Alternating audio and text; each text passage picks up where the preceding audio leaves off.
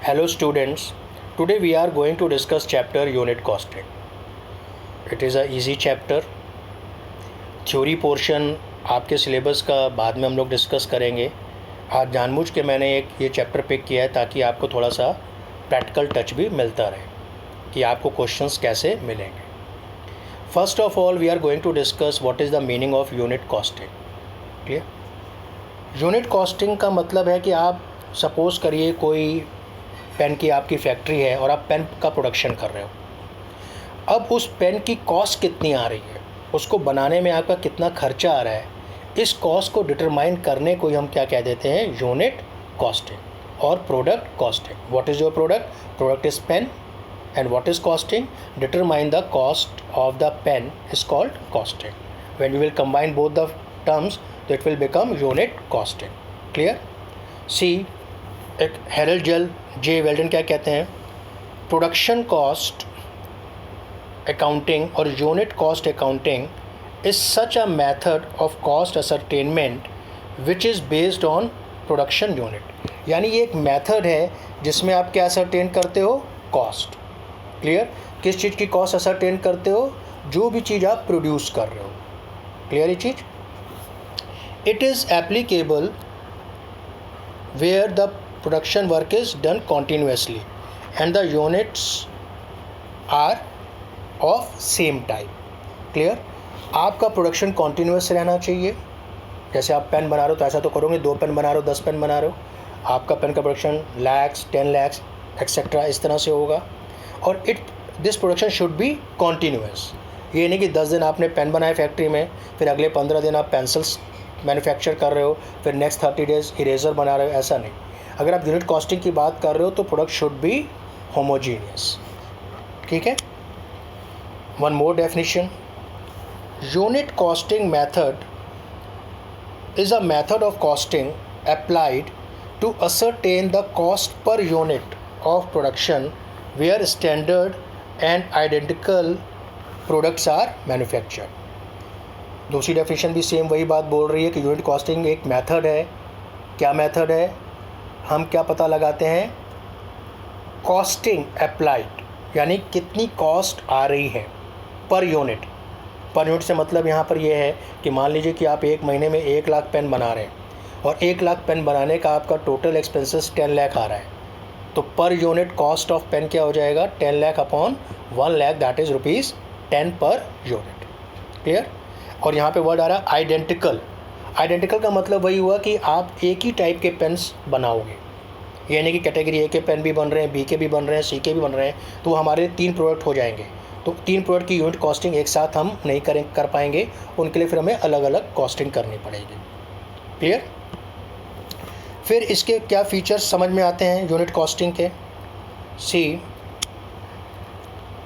Number 1 feature is production should be uniform और homogeneous.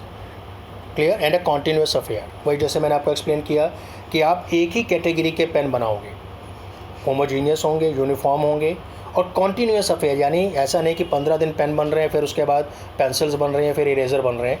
एक ही type का प्रोडक्शन कंटिन्यू करेगा month after month. Second point, the units of production should be identical. इसका मतलब भी वही है कि जो भी चीज़ आप मैन्युफैक्चर कर रहे हो शुड रिमेन सेम. उसकी कैरेक्टरिस्टिक में चेंजेस नहीं करना. ये नहीं है कि एक पेन आपका 6 सेंटीमीटर का तो अगला पेन आपका 10 सेंटीमीटर का बन रहा है, फिर 15 सेंटीमीटर का बन रहा है. तो पेन में वैराइटीज़ नहीं होनी चाहिए. Unit should be identical. Only then we can easily calculate product cost. Third point, the cost unit should be physical and natural. Clear? इसका मतलब क्या है कि जो भी चीज़ आप प्रोड्यूस कर रहे हो फिजिकली अपीयर होनी चाहिए, दिखनी चाहिए आपको, और नेचुरल होनी चाहिए.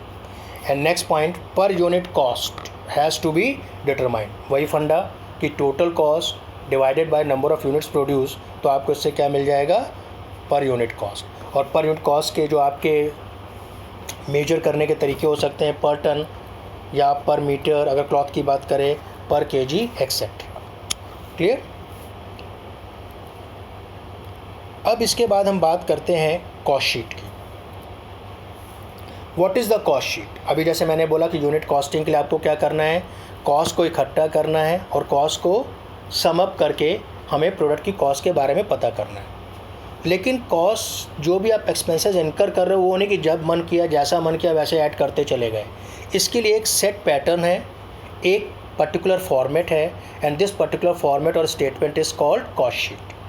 Cost sheet is a statement, ठीक है, which is used to determine the total cost of goods produced।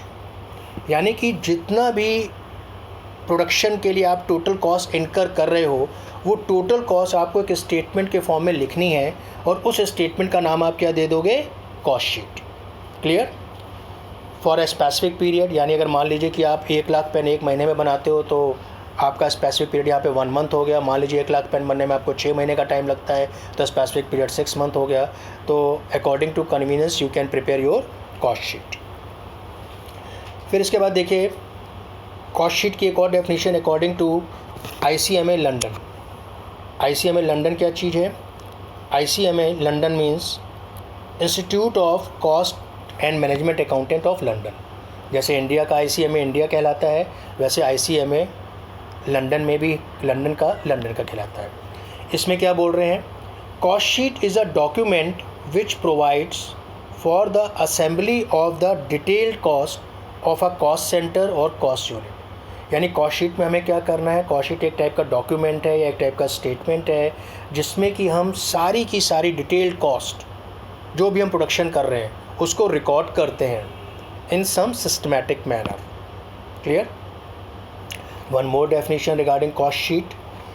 Cost sheets are prepared for the use of management and consequently they must include all the essential details which may assist the manager in judging the efficiency production.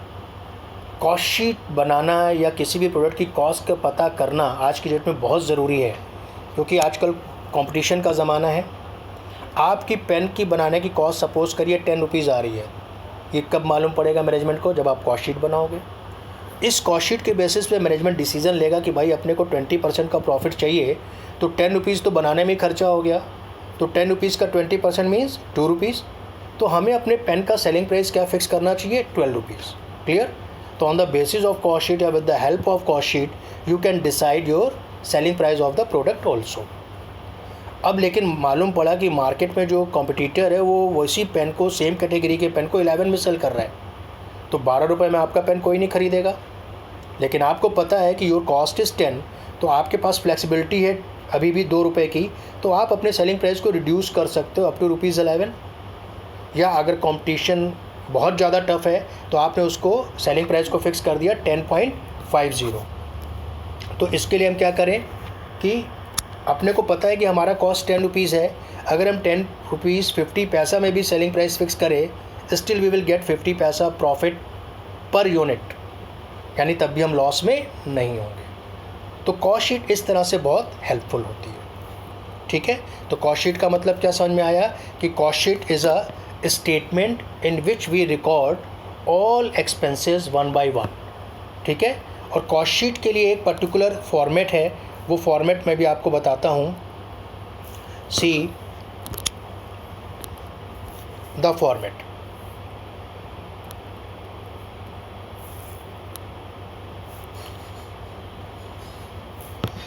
किसी भी product को बनाने में आपके major 3 expenses होते हैं। कौन कौन से हो सकते हैं सोचिए। Number 1 material, number 2 labour and number 3 direct expenses. मान लीजिए कि मैं पेन बना रहा हूँ, पेन की कॉस्ट 10 रुपये आ रही है, तो अप्रॉक्स 7 से 8 रुपये का खर्चा तो हमारा इन 3 चीज़ों में ही हो जाता है, मटेरियल में, लेबर में और अदर डायरेक्ट एक्सपेंसेस में। और rest 2 rupees will be incurred in different heads. तो मैं आपको बहुत डिटेल में तो नहीं बता रहा हूँ, पहले आप देखिए कि कौन कौन से मेन हेड्स आपके पास हैं। सबसे पहले देखिए मार्क किया हुआ है मैंने यहाँ पे कॉस्ट ऑफ डायरेक्ट मटेरियल, फिर है डायरेक्ट वेजेस और फिर है direct expenses. These are the main 3 cost component, ठीक है, ऑफ एनी प्रोडक्ट। अब बात ये आती है कि भाई डायरेक्ट रॉ मटेरियल और इनडायरेक्ट क्या भला है। तो अभी मैं शॉर्ट में ही आपको बता रहा हूँ। Direct raw material are those material which we can easily identify with the product, while indirect materials are those raw materials which we can't easily identify with the product. अगर आप पेन बना रहे हो तो एक पेन में एक lead पड़ती है, तो lead is a direct material. दो पेन बनाओगे तो दो पेन बनाने में आपकी 2 लेड लगेंगी, 10 पेन बनाओगे तो 10 लेड लगेंगी। तो इसका मतलब क्या कि जितना ज़्यादा यूनिट्स आप बनाते जा रहे हो उतना ही ज़्यादा आपका डायरेक्ट मटेरियल बढ़ता जा रहा है, और जितना कम आप पेन बनाओगे उतना ही कम डायरेक्ट मटेरियल आपका लगेगा। इसी पैटर्न पे आपका डायरेक्ट लेबर हो जाएगा और इसी पैटर्न पे आपका डायरेक्ट एक्सपेंसेस हो जाएंगे। ठीक है, तो when you add all the 3 main component, direct material, direct labour and direct expenses, तो this is called prime cost. See here, तो वेरी फर्स्ट स्टेप या very first barrier of cost sheet is prime cost.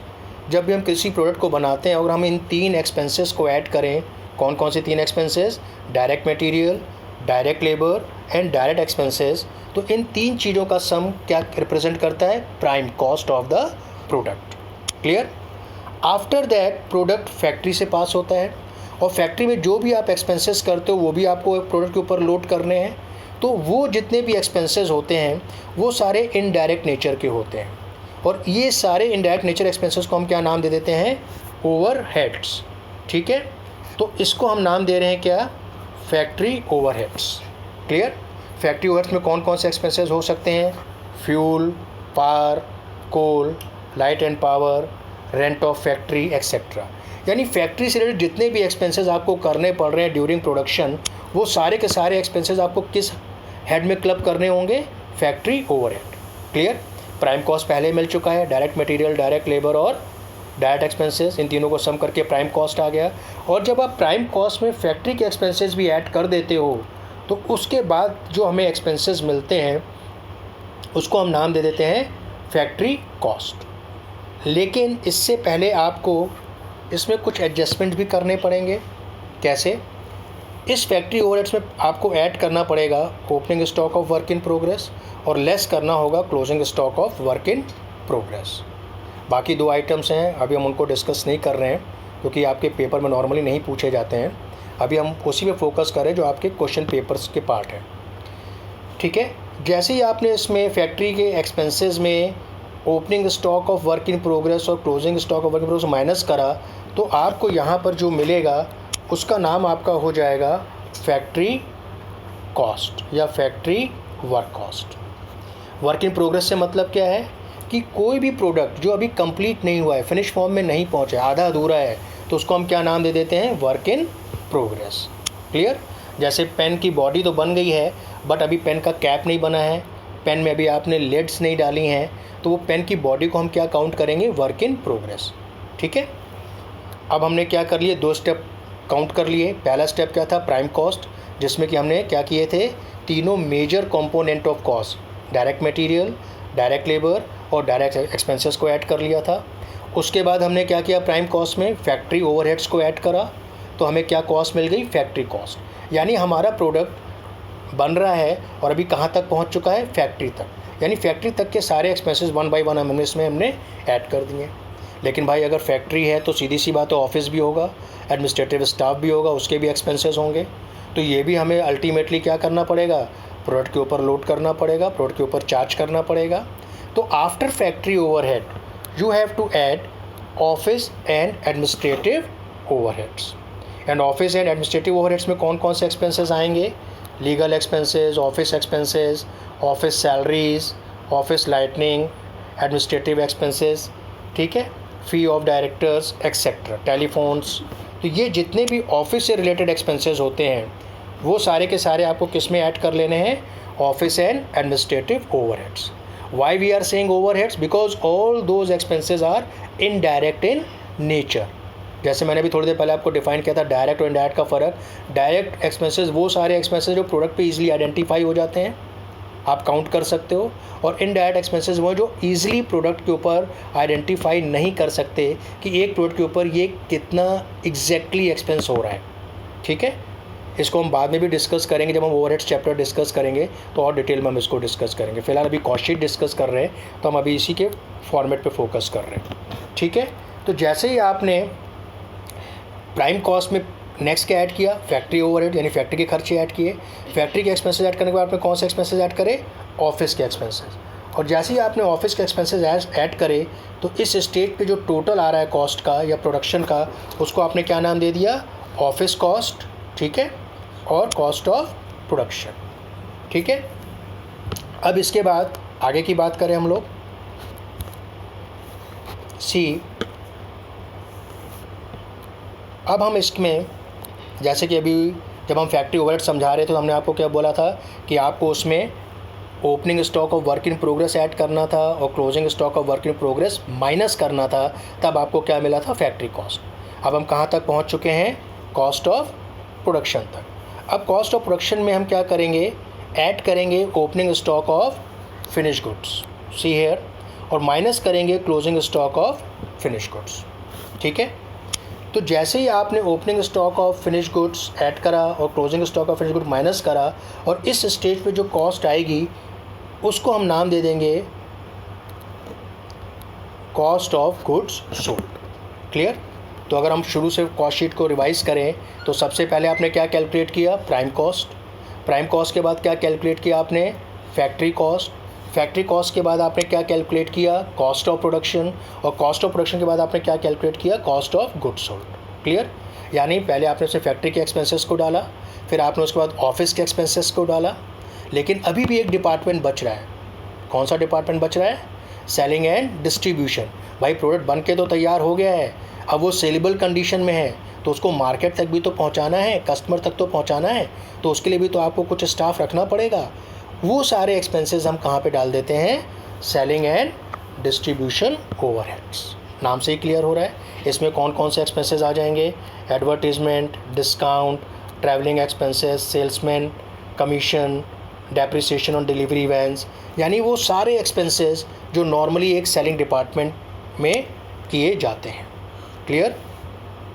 तो जैसे ही आपने इसमें selling overheads को add करा तो फाइनली आपको क्या मिल जाएगा, कॉस्ट ऑफ सेल्स, क्लियर। यानी कॉस्ट शीट हमारी ऑलमोस्ट अब कंप्लीट हो गई। प्रोडक्ट को बनाने में कितने खर्चे आ रहे थे, स्टेप बाय स्टेप हमने सारे ऐड कर लिए। Cost of sales you can say it's your final cost, लेकिन कॉस्ट शीट कंप्लीट कब होगी, जब इसमें हम प्रॉफिट को ऐड करेंगे, और जब कॉस्ट ऑफ सेल्स में प्रॉफिट को ऐड कर लेंगे तो हमें क्या मिल जाएगा, सेलिंग प्राइस, क्लियर। सी प्रॉफिट जो भी फिक्स किया है, जो भी आपकी बिजनेस पॉलिसी है, प्रॉफिट को ऐड किया, ठीक है, और जैसे ही प्रॉफिट को ऐड करेंगे तो finally here you will get selling price. तो कॉस्ट, वही अगर आप प्राइमरी क्लास की बात करो तो आपने फॉर्मूला पढ़ा होगा, cost price plus profit is equal to selling price. तो यहाँ पे बिल्कुल वही बात हो रही है, कॉस्ट प्राइस का नाम चेंज होकर यहाँ पे क्या हो गया है, cost of sales, because we are calculating here cost for a particular product. Clear students, I hope कि दिस इज़ क्लियर, और बाकी हम न्यूमेरिकल आपको नेक्स्ट लेक्चर में डिस्कस करेंगे on the basis of cost sheet. That's all student, thank you.